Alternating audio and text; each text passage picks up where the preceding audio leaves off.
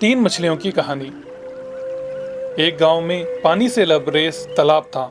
उस तालाब में सोनू, मोनू और भोलू नामी तीन मछलियां रहा करते थे। ये तीन मछलियां पानी में हंसते खेलते हुए रहा करते थे, लेकिन तीनों मछलियों का मिजाज अलग अलग था। सोनू दूर अंदेशी को मद्देनजर रखते हुए अक्लमंदी से काम लिया करती थी। मोनू इससे थोड़ा मुख्तलिफ थी। जब भी कोई मुसीबत आती तो उसी वक्त अपने अक्ल का इस्तेमाल करते हुए हल निकाल लिया करती थी।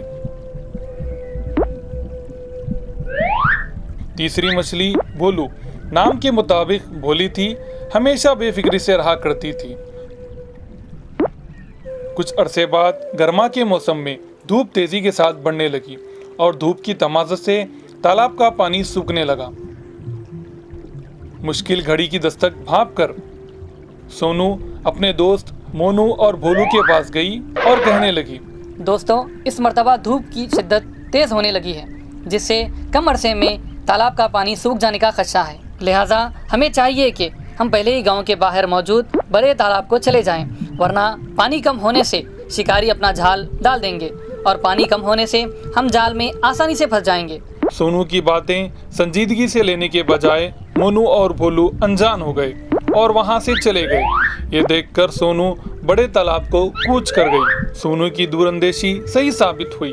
धूप की शिद्दत से तालाब का पानी कुछ ही दिन में सूखने लगा और तालाब का पानी घुटनों तक पहुंच गया, जिससे शिकारियों ने तालाब में जाल फैला दिया और एक शिकारी के जाल में मोनू और भोलू दोनों फंस गए।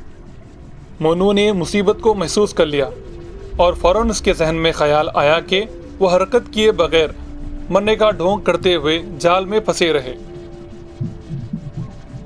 शिकारी ने जाल बाहर निकाला और मोनू को मरा हुआ देखकर ये मरी हुई मछली मेरे क्या काम की कहकर उसे तालाब में फेंक दिया। जिंदगी बच जाने से वो खुदा का शुक्र करने लगी। भोलू की समझ में कुछ नहीं आया, वो बेबस होकर जाल में फंसी रही। शिकारी ने जाल बीवी को दिया और कहने लगा, इसका सालन बना दो। इस तरह भोलू बेमदद व बेसहारा मारी गई।